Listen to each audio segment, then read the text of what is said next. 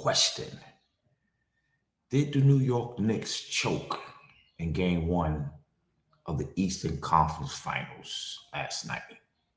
Did they choke, ladies and gentlemen? Did they choke?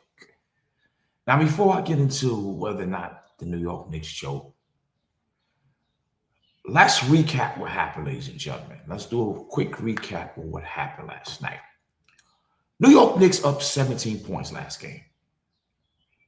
The New York Knicks was up 17 points last night in the fourth quarter of the game.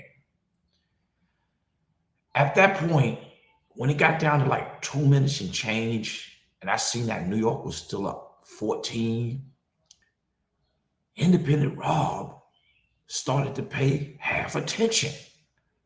Because in my mind, I was like, this game is over with.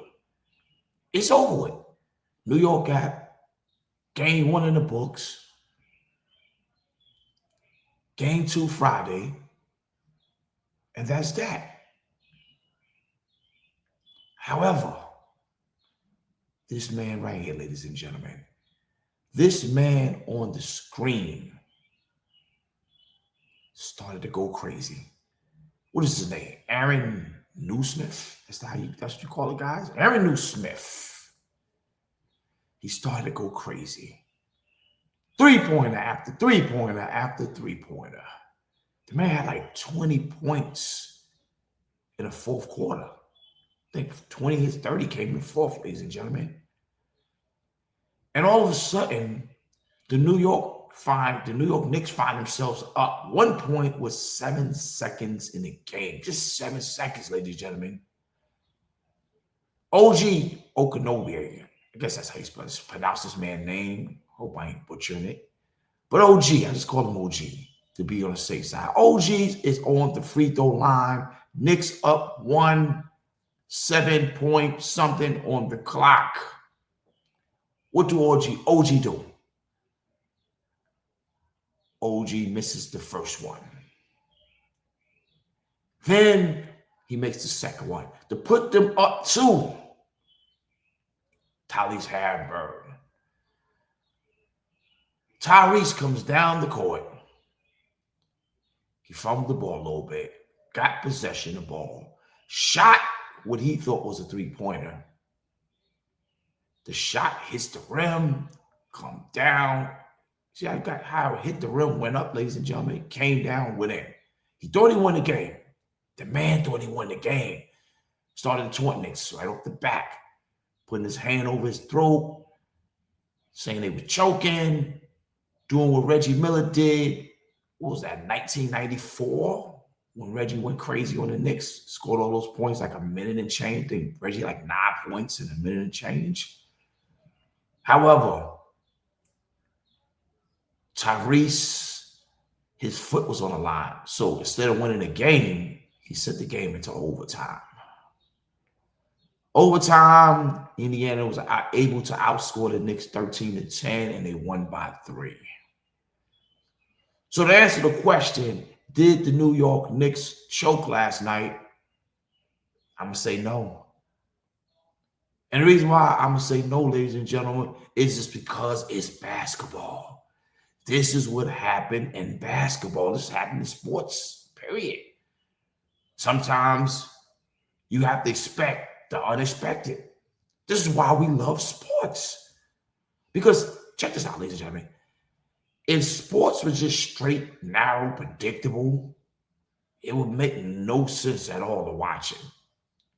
If sports was straight, narrow, predictable, the Knicks would be home and the Boston Celtics would be playing in the Eastern Conference Final.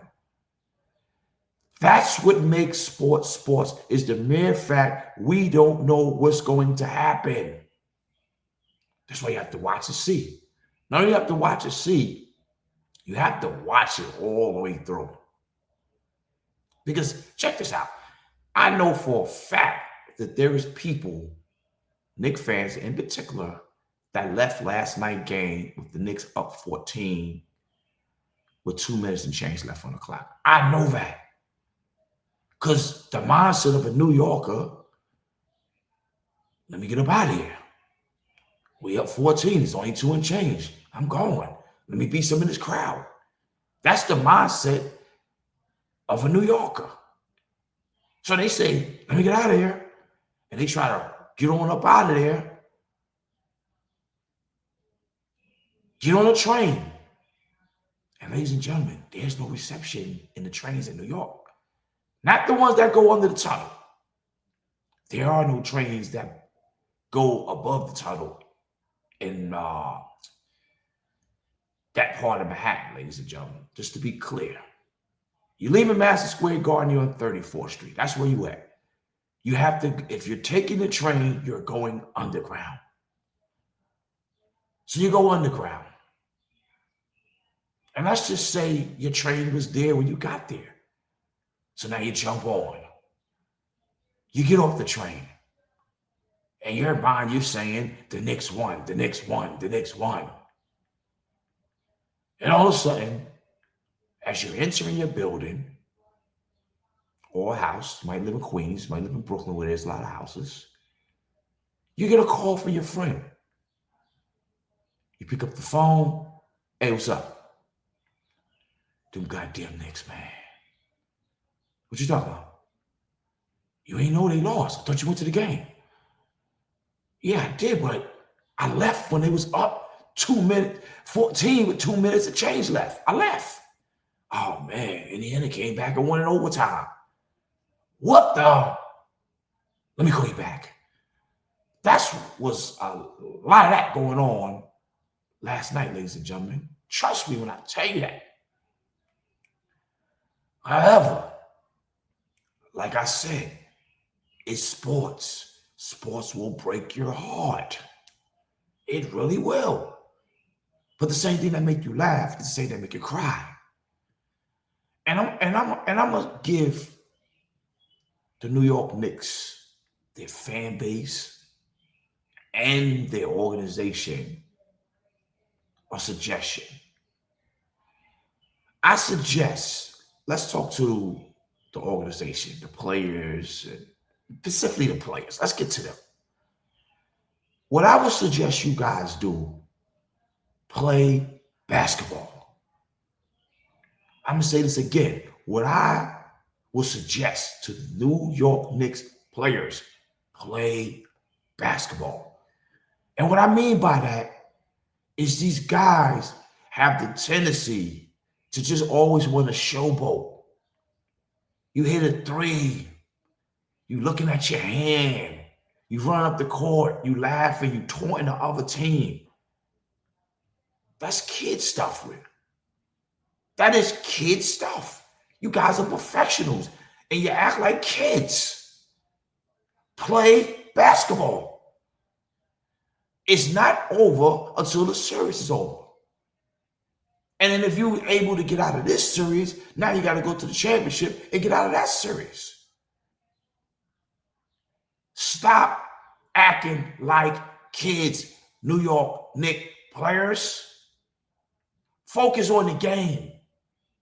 Be professional. Stop with the taunting, the back and forth. Focus on the wins. Because at the end of the day, what you do sometimes is you motivate these guys to try to play harder. I'm kicking your butt and I'm taunting you. These are professional athletes. They're not going to back down. They're not going to sit down and say, okay, you're kicking my butt. It's okay. No. What are they going to do? They're going to go extra harder. They're going to try to kick it to the next gear. It's damn near like blackboard material. And for y'all who don't know what blackboard material is, that simply means when athletes say certain things towards the opposing team, that opposing team coach will probably put that comment on the blackboard just to motivate his players. And it's the same thing.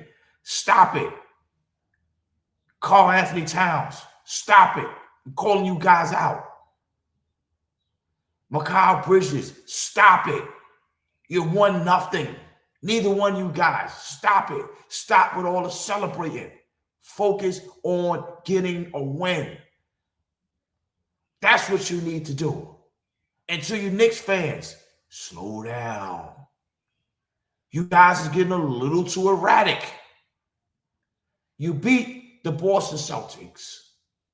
You would think you guys won the championship. Slow down. Especially when it comes down to you guys assaulting other individuals because of their alliance with other teams. See, it's cool if we keep it all in fun. You like this team, I like that team. And we join each other with smiles on our face. That's cool. That's what sports is there for. But when you guys begin to rip people's jerseys off, the man is down there with a Indiana Pacers jersey on. You're throwing garbage at him. You guys are throwing garbage at him. What if this guy pull out a gun and get the shooting?